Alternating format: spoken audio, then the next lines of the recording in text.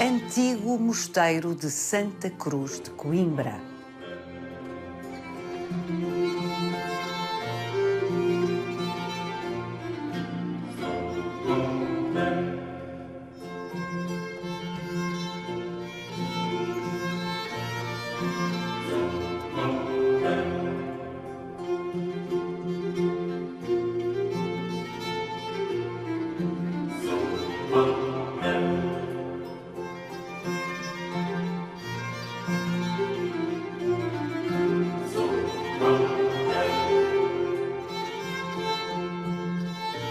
Eis o túmulo de Dom Afonso Henriques. O primeiro rei de Portugal quis que a sua morada final fosse o mosteiro de Santa Cruz de Coimbra. Dom Sancho I, o seu filho, determinou o mesmo para si próprio.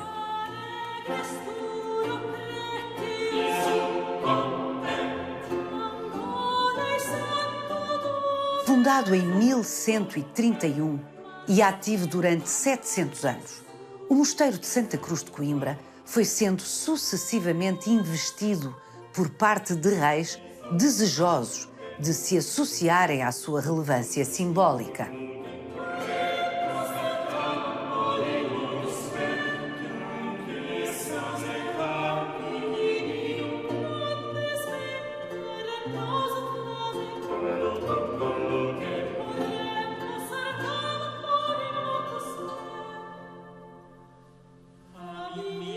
O requinte cultural dos crúsios, os cônegos de Santa Cruz de Coimbra, era respeitado a uma escala europeia.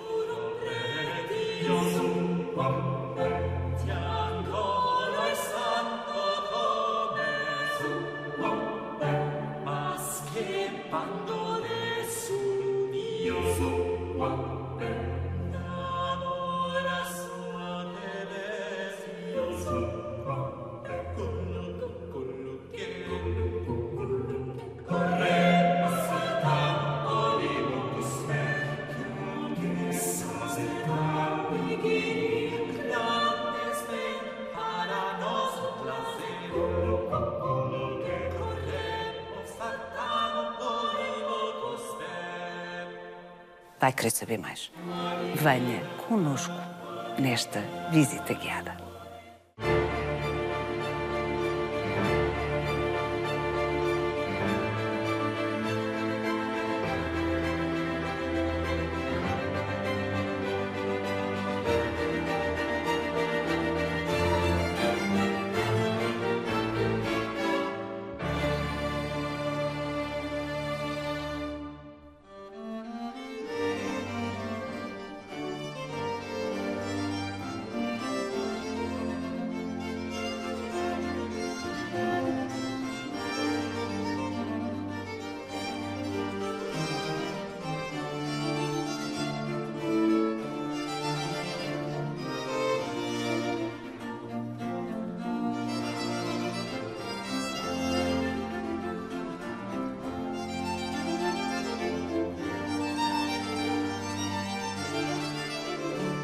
Este é o túmulo de Dom Afonso Henriques, mas este não é o rosto de Dom Afonso Henriques. Não, Paula, não é o rosto, nem pode ser. O rosto que nós aqui vemos neste corpo, deitado, na tranquilidade da morte, é um rosto idealizado. O rei Afonso Henriques morreu em 1185 e esta construção, esta estrutura tumular, está concluída em 1522, portanto, mais de 300 anos depois da morte do primeiro rei de Portugal.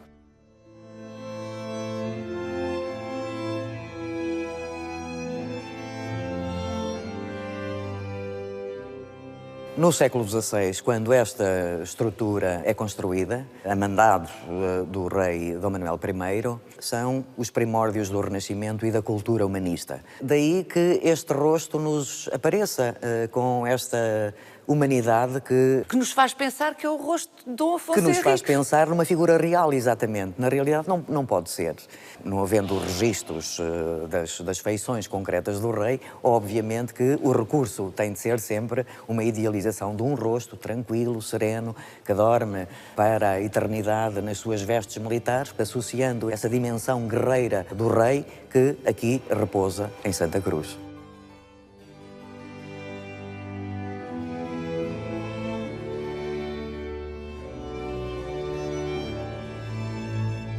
O rei Dom Manuel encomendou esta obra ao melhor que havia no reino.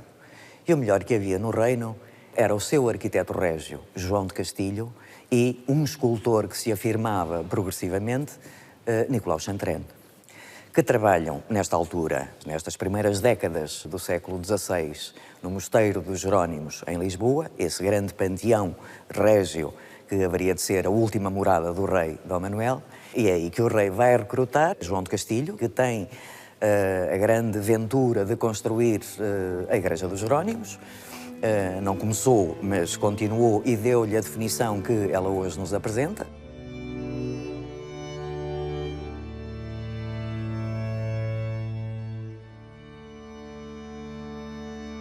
E é o arquiteto régio João de Castilho que organiza estas estruturas tumulares um pouco à maneira de arcos triunfais.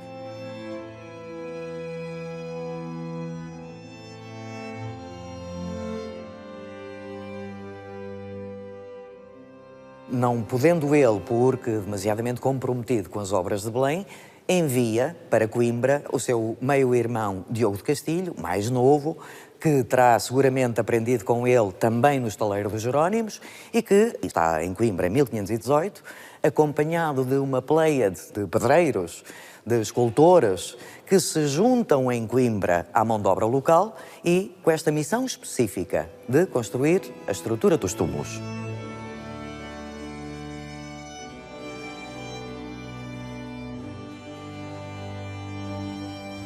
Também para Coimbra vem o escultor Nicolau Chantrenne, a quem se entrega estas esculturas dos reis, Afonso Henriques e Sancho I, e que depois terá no Mosteiro de Santa Cruz todo um conjunto de obras importantes.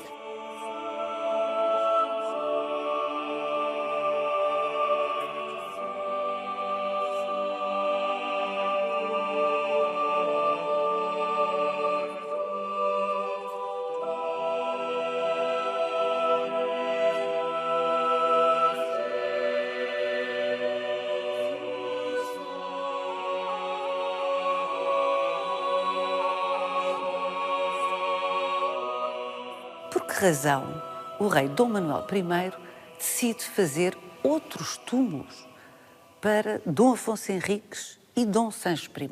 Porque há uma claríssima vontade de associação aos fundadores do reino, particularmente ao rei Afonso Henriques. Dom Manuel assume-se como o grande senhor de um império e neste momento, em 1518, 1520, por aí, Portugal já está em África, está na Ásia, está nas Américas. Maria Lourdes, vamos rever a maneira como Dom Manuel I se identificava.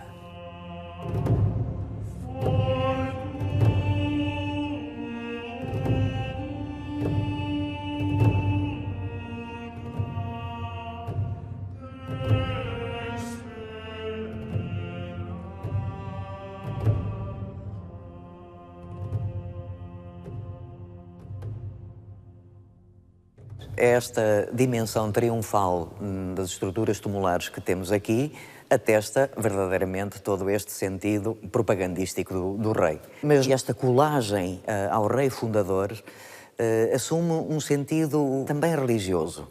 Não por acaso, aquilo que encontramos nas chaves das abóbadas da Capela Mor é uma inscrição a partir de um episódio ligado ao imperador Constantino, que vê na batalha contra um outro general, Maxêncio, vê a cruz. Constantino, o primeiro imperador romano que se converte ao cristianismo no século IV. Não por acaso, e os textos que têm uma dimensão lendária também ao longo da Idade Média, referem o aparecimento da cruz a Afonso Henriques na Batalha de Ourique. E, portanto, o que terá determinado exatamente a vitória de Afonso Henriques nessa Batalha de Ourique contra o Islão, no processo em curso da Reconquista. E, portanto, Dom Manuel pega exatamente nessa tradição e não deixa de associar-se a este milagre do aparecimento da cruz com a inscrição que consta na abóbada da capela da igreja. No fundo, o que Dom Manuel, se bem compreende, Maria de Lourdes Craveiro faz é inscrever-se voluntariosa e deliberadissimamente nessa espécie de genealogia mítica, sim, não é? Sim. Que vai a Constantino no século IV. O imperador exatamente, Constantino no século IV não fez por menos. Não fez por menos. Não por acaso, a iconografia presente nestas estruturas tumulares contempla exatamente a figura de Santa Helena e, porventura, de Constantino, e que manifesta bem as alianças que se forjam entre o poder temporal e o poder espiritual. Portanto, e é verdadeiramente nesse caminho que Dom Manuel trabalha e sabe trabalhá-lo muito bem, e o Mosteiro de Santa Cruz é disso um testemunho muito exemplar.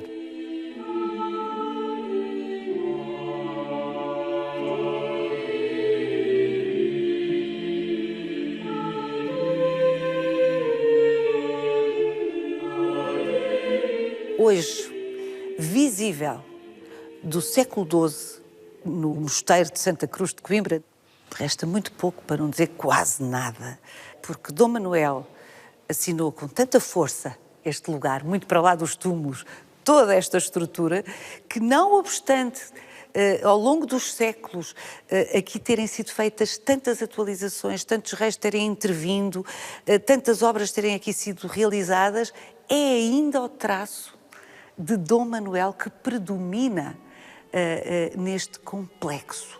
Vamos até ao claustro? Vamos.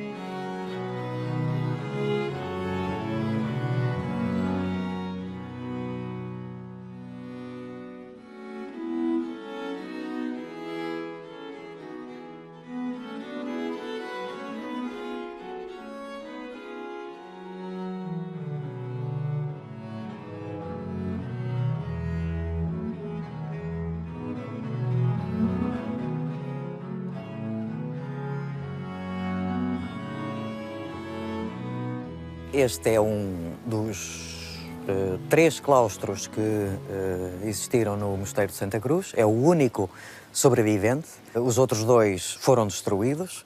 E este é, na sua dimensão humanista dos inícios do século XVI, o único que resta desta estrutura, de facto sistematicamente intervencionada ao longo de séculos, como acabámos de ver na sala do capítulo, uma intervenção nos inícios do século XVI. Portanto, Manuelina. Manuelina.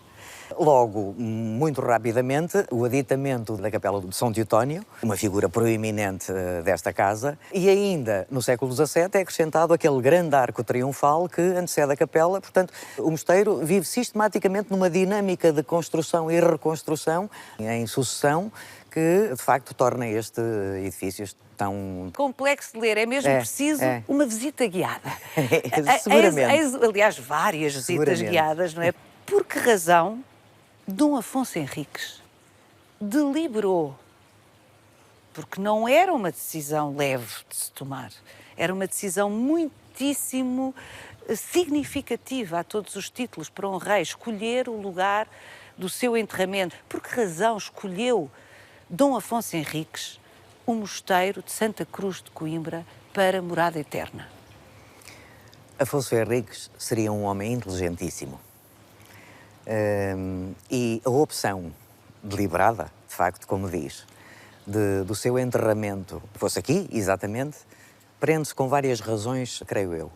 Por um lado, Coimbra funciona como uma frente avançada no processo da Reconquista. Em 1064, Fernando Magno reconquista a cidade de Coimbra ao jugo e ao domínio islâmico, e a Reconquista prossegue para sul. É nesse processo que se inscreve o rei, o infante ainda, Afonso Henriques, e quando é lançada a primeira pedra do Mosteiro de Santa Cruz, em 1131, já há, digamos, até um conforto na instalação das estruturas monásticas fora da proteção da muralha da cidade. Portanto, já se sentem seguros. Já se sentem seguros, exatamente. Os cristãos. Exatamente. Mas é também uma medida muito inteligente dos crúsios, porque ocupando esta área, que na realidade corresponde à zona da judiaria velha, mas abre-se toda uma frente desocupada, ou mais desocupada, de tal forma que, a partir daqui, puderam construir uma propriedade gigantesca que atinge praticamente 32 hectares nesta colagem direta à cidade morada, e a partir daqui podem desenvolver, de facto, todo um percurso de glória que os acompanhou ao longo de séculos.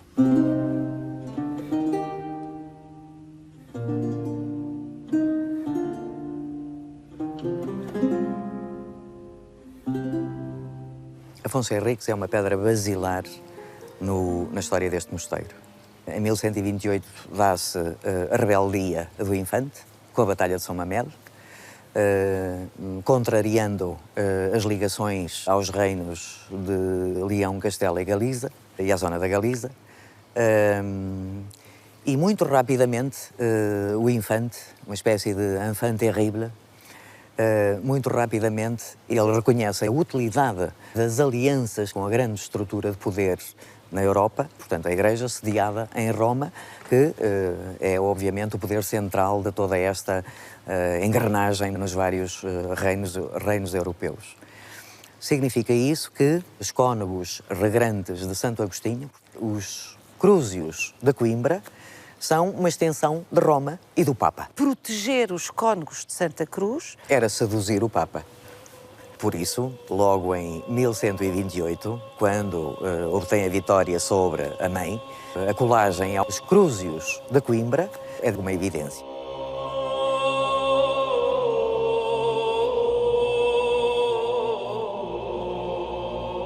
Nesta primeira metade do século XII, Coimbra não deixa de viver aquilo que se vive na generalidade do território europeu, no contexto dos reinos cristãos que se vão progressivamente organizando e reorganizando, definindo fronteiras, e onde é necessário imprimir uma nota de controle, disciplina e regulação dos cerimoniais e da pastoral cristã. Roma estava a disciplinar. Desde logo, é Afonso Henriques que pressiona de tal forma que faz colocar na sede de Coimbra um bispo, Dom Bernardo, um bispo ligado ao rito romano. Portanto, enquanto que o rito hispânico ou moçárabe se vai sistematicamente diluindo, mas, portanto, o infante Afonso Henriques ter esta capacidade de pressão na colocação de um bispo numa diocese importante é a expressão absoluta da força crescente que o infante vai assumindo no seu trajeto... Até ser rei. Até ser rei, exatamente. É claro que Afonso Henriques esperaria certamente que o seu reconhecimento como rei e o reconhecimento papal do Reino de Portugal viesse mais cedo. A partir de todo este empenhamento, na realidade só surgiria esse reconhecimento papal com Alexandre III em 1179, cerca de 50 anos mais tarde da fundação do Mosteiro de Santa Cruz.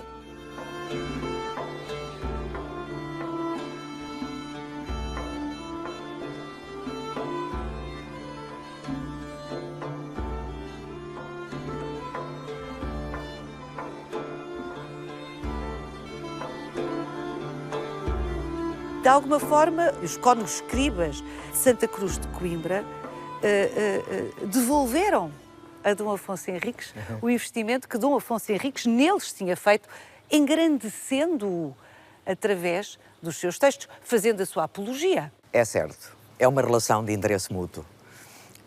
O Scriptorium de Santa Cruz é uma estrutura basilar desta casa. É a partir deste Scriptorium que se fabrica todo um percurso também. E a imagem do rei está, evidentemente, associada ao mosteiro e o mosteiro capitaliza, ao longo de séculos, a imagem do rei. É importante e é interessante para o Mosteiro de Santa Cruz capitalizar essa mesma imagem. O texto mais antigo conhecido sobre Afonso Henriques é exatamente produzido nesta casa. Os anais, os conhecidos como Anais de Afonso Henriques, em torno da data da morte do rei, fabricam de imediato esse enaltecimento da imagem do rei. E, na realidade, ao longo de praticamente toda a Idade Média, os crúsios de Coimbra tentaram, nunca conseguiram, mas tentaram fazê-lo santo. Esse processo de beatificação e santificação, que nunca teve sucesso, efetivamente, mas não deixou de enaltecer sistematicamente, por via da escrita, claro, as virtudes de Afonso Henriques.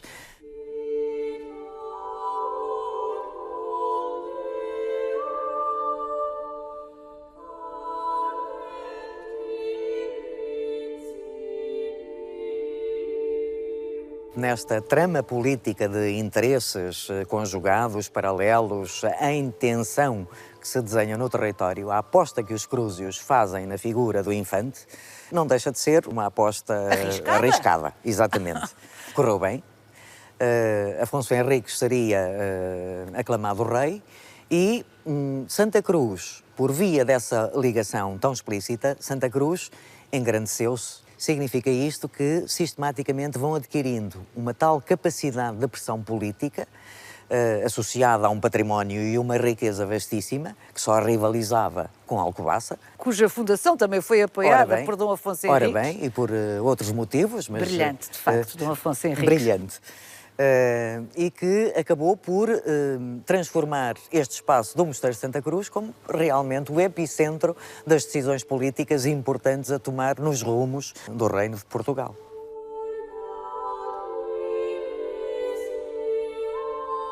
O Mosteiro de Santa Cruz de Coimbra era um centro cultural único neste território. De grande vitalidade. O Scriptorium funcionava ativamente, febrilmente, acabaria por ser o referencial da cultura religiosa na época, que alimentava uma livraria, que alimentava, aliás, uma série de... Quando se diz livraria, era biblioteca, não é? Aquilo que nós hoje chamamos de biblioteca. Matérias como a medicina, como a astronomia, como a matemática, como até tratados de arquiteturas para apetrechar de ciência e de conhecimento todos quantos frequentam o Mosteiro de Santa Cruz. Não por acaso, o Mosteiro de Santa Cruz dinamizou aqui a presença de uma escola que, ao longo de séculos, foi frequentada pelas figuras mais ilustres da cultura portuguesa. Santo António de Lisboa ou de Pádua. Camões, Luís Vaz de Camões, no capítulo da cultura e da política portuguesa, Dom António Prior do Crato, pretendente à coroa portuguesa, aqui estudou, aqui foi protegido pelos crúsios, que nos momentos mais difíceis da sua vida, não é? Quando, de facto, não conseguiu os seus intentos. Santa Cruz, no domínio humanista do século XVI, foi, de facto, um alfobre de criação de saber e de acolhimento de intelectuais de toda a Europa. Maria de Lourdes Craveiro, acho que estamos bem esclarecidos sobre as razões que levaram Dom Afonso Henriques a escolher ser enterrado aqui no Mosteiro de Santa Cruz de Coimbra e, sobretudo, as razões que levaram o rei Dom Manuel I, 3 séculos depois, a querer associar-se à figura de Dom Afonso Henriques e ao Mosteiro de Santa Cruz de Coimbra. E nós já vamos voltar a conversar as duas, vamos voltar a encontrar-nos aqui, agora na fachada, vai ser na fachada o nosso novo encontro, mas antes disso eu vou conversar já, agora, com a Joana Antunes, junto do cadeiral da Igreja, encomendado, precisamente, por Dom Manuel I.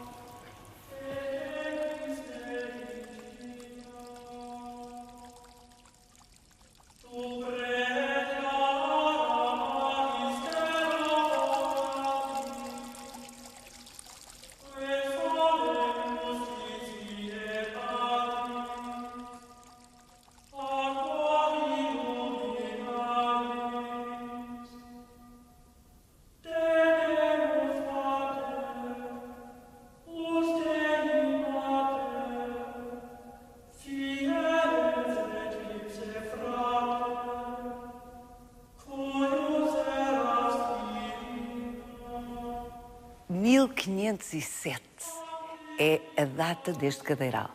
É uma encomenda provavelmente muito específica, que acontece muito cedo no decurso das obras manuelinas, por uma figura que nós conhecemos relativamente bem, Olivier de Gand, associada desde logo ao retábulo da Sé Velha de Coimbra, associada à grande obra de talha da charola do Convento de Cristo. Uau! O mestre Olivier era um grande artista.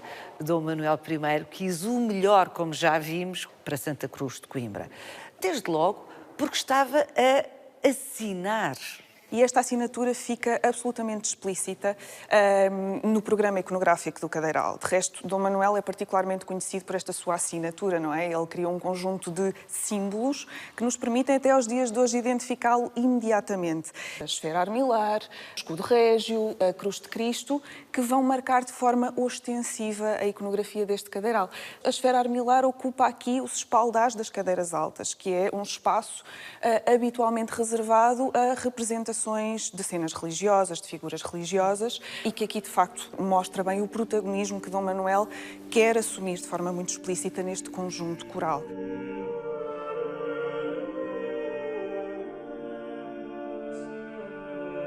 Este cadeiral foi projetado para a Capela-Mor da Igreja de Santa Cruz de Coimbra, tal como aconteceu com muitos outros cadeirais da encomenda manuelina, nomeadamente o cadeiral da Sé do Funchal, que ainda hoje se encontra, de facto, na Capela-Mor e que, a par do cadeiral de Santa Cruz, constitui a única sobrevivência destes conjuntos corais da encomenda manuelina. Originalmente, este cadeiral é projetado para a Capela-Mor, onde permanece até 1531, e nessa altura, com o lançamento deste coro alto, que faz parte da reforma dos espaços do Mosteiro de Santa Cruz, ele é transferido por um artista francês, Francisco Loret, que vai remontá-lo neste espaço e que lhe vai acrescentar um conjunto de cadeiras, muito provavelmente porque a comunidade de cônegos regrandes também teria crescido e, portanto, exigia alguns espaços acrescidos.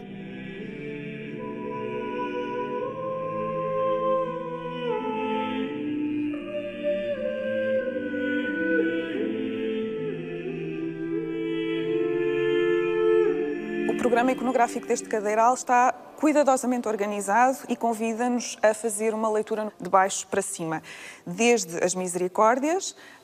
Vamos explicar o que são as misericórdias, Joana. As misericórdias são estas consolas salientes que se projetam a partir dos assentos. Estes assentos são móveis. Eu vou aqui fazer assim, para as pessoas perceberem exatamente. Exato, e portanto permitem sentar e permitem estar.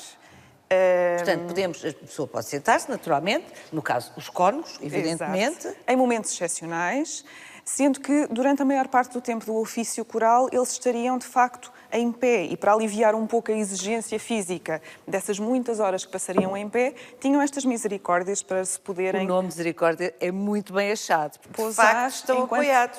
Exato, enquanto mantêm essa dignidade. Isto é que é desenho. De resto, mobiliário.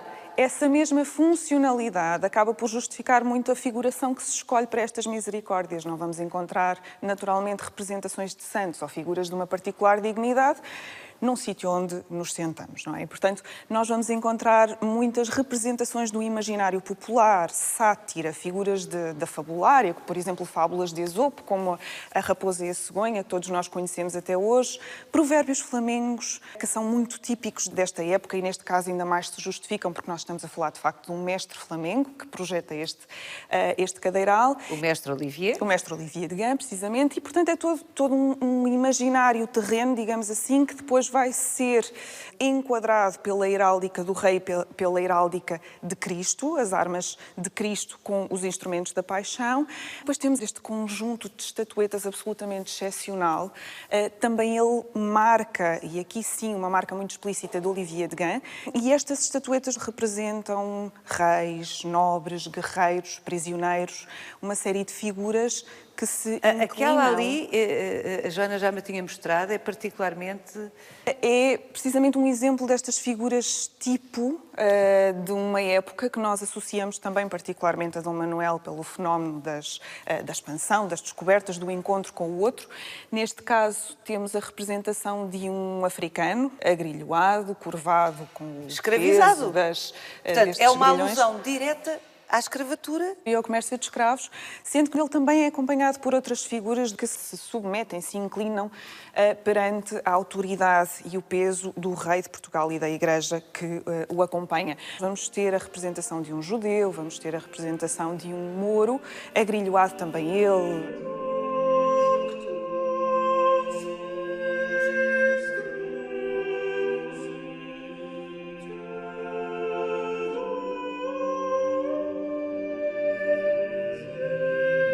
Dom Manuel I é o rei do decreto da expulsão dos judeus e dos mouros, precisamente do Reino de Portugal. Mas, na verdade, os mouros nós associamos mais a Dom Afonso Henriques. Este cadeiral marca muito essa missão de Dom Manuel enquanto alguém que vai expandir a missão primeira de Dom Afonso Henriques. Nós temos esta colagem simbólica de um rei que funda um reino, a um rei que vai expandir esse reino. Dom Manuel vai continuar esta missão de confronto, de enfrentamento com aquilo que à época se considerava o infiel, não é? Portanto, o inimigo primeiro da fé cristã. A Guerra Santa continua, de alguma forma, no discurso, não é?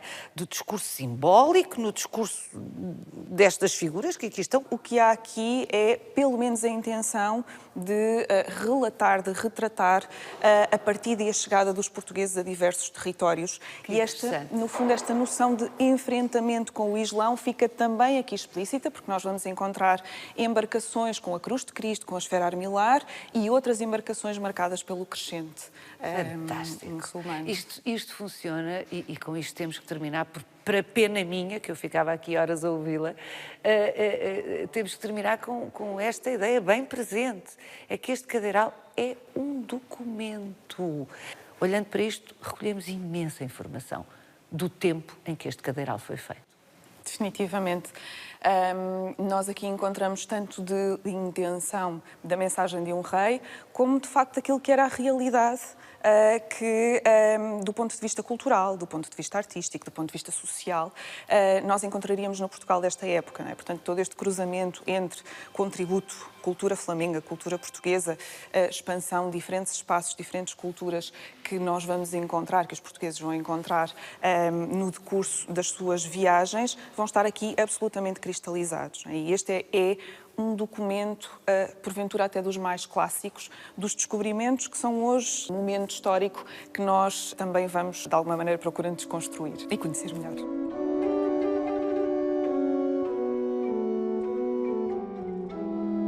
O Mosteiro de Santa Cruz de Coimbra não foi apenas um teatro espantoso para a arquitetura e as artes decorativas.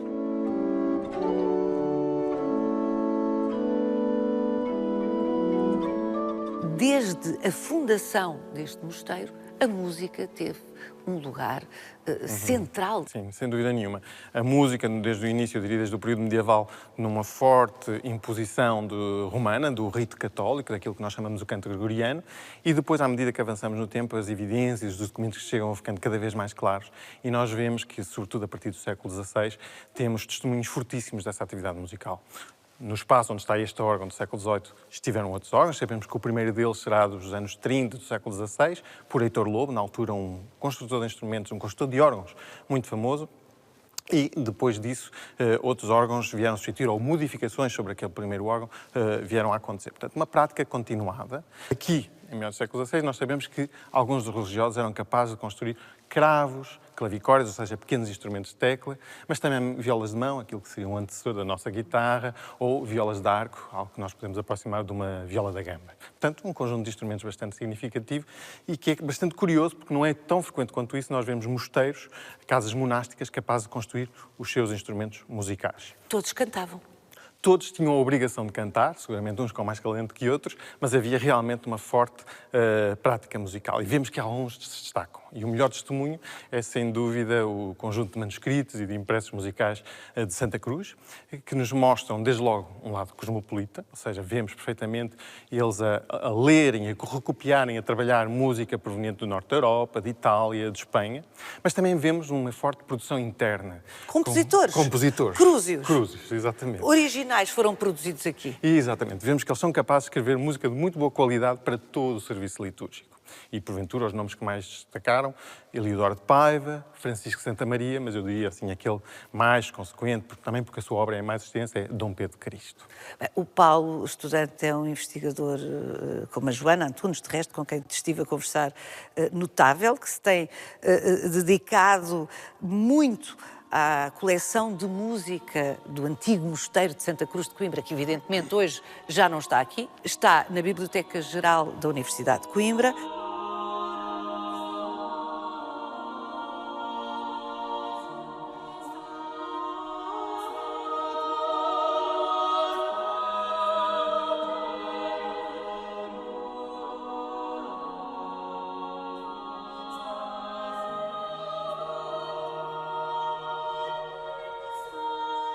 Temos material musical para a minha geração. De investigadores? De investigadores e de músicos e de intérpretes e muitas outras gerações, muitas futuras gerações. Há mesmo muito trabalho a fazer. Para dar um exemplo, há uma coleção fantástica de manuscritos do século XVII, 16 manuscritos, 16 códices, mais de 2.500 páginas de música, da qual nós conhecemos vagamente ainda uma pequena parte só. Música para todo tipo de atividades. Muita música em latim e uma quantidade enorme, dezenas de vilancicos postos em música para servir na liturgia das principais festas, sobretudo Natal, Reis.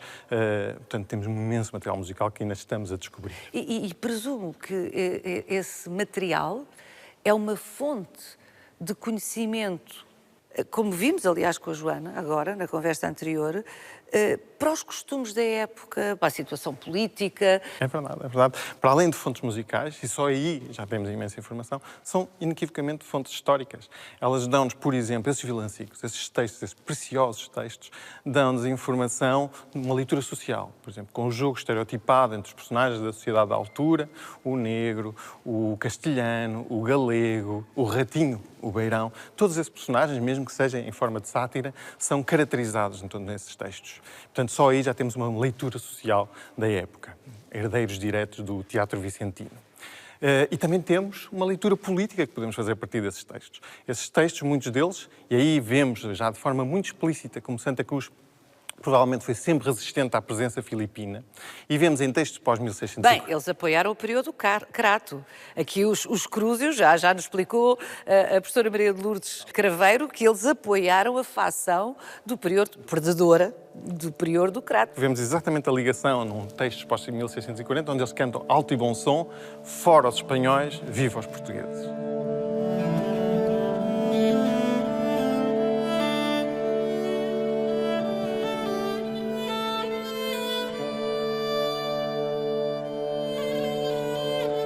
das práticas musicais que se faziam no espaço europeu, as mesmas coisas estão a acontecer aqui. Portanto, diria que o Mosteiro de Santa Cruz de Coimbra está em pleno barroco musical seiscentista. Os crúsios eram os eruditos em todas as frentes, ou em todas as artes, se quisermos, nomeadamente Na música.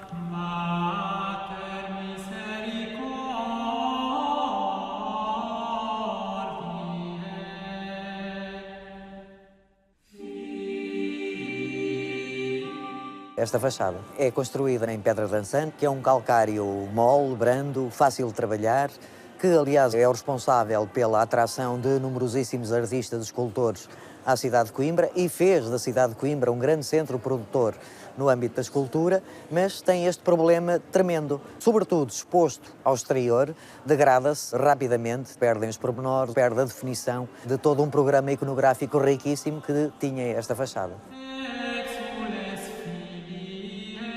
Em 1834, com a extinção das ordens religiosas e a venda dos seus bens em esta pública, o Mosteiro de Santa Cruz foi amplamente afetado na sua riqueza, na sua estrutura interna. Estamos na Praça 8 de Maio e a Praça 8 de Maio evoca a chegada das tropas liberais a Coimbra, comandadas pelo Duque da Terceira, e essas mesmas tropas entram no Mosteiro de Santa Cruz e partem, destroem grande parte do seu património. a Igreja era, tal como tinha sido o grande proprietário do reino, o primeiro alvo, não é? Do novo regime liberal. É um contexto revolucionário, mas não ficamos aí. A implantação da República, Com franjas anticlericais nitidamente expressas, que se manifestam muitas vezes não da melhor forma, não é? E aquilo que aconteceu aqui no Mosteiro de Santa Cruz é de facto prova evidente disso mesmo.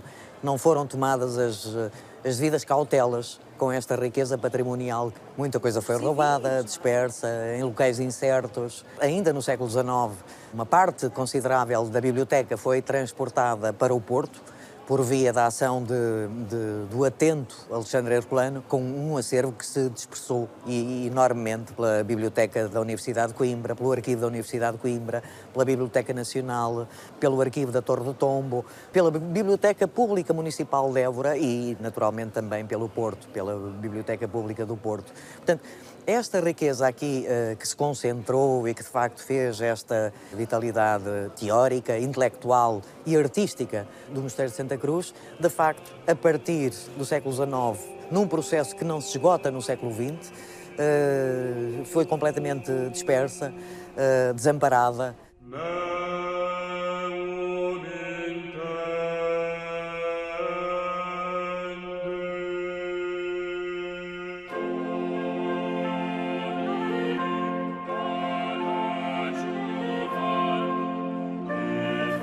a partir de 1834, grande parte do complexo do Mosteiro de Santa Cruz de Coimbra é apropriado para usos civis. A Câmara. A Câmara. Ali era o claustro da portaria, fruto, de facto, de uma grande reforma no reinado de Dom João III. Portanto, dos anos 30 do século XVI, que estrutura todo este bloco hoje ocupado pela Câmara e que chega ao claustro da Manga, onde se mantém ainda hoje, felizmente, a fonte da Manga, do melhor que a cultura do Renascimento produziu em Portugal.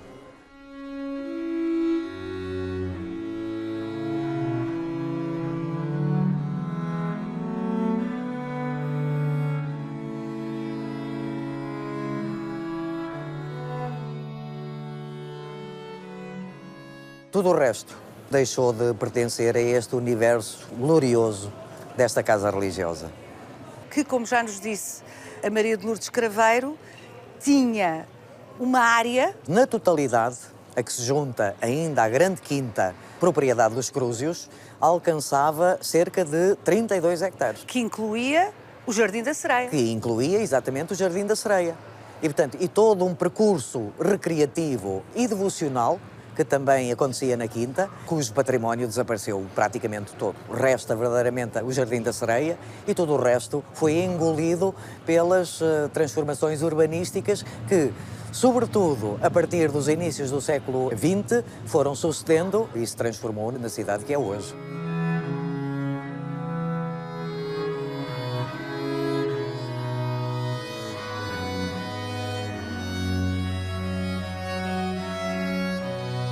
Reveja este e os outros Visita Guiada em RTP Play. E siga-nos no Instagram e no Facebook.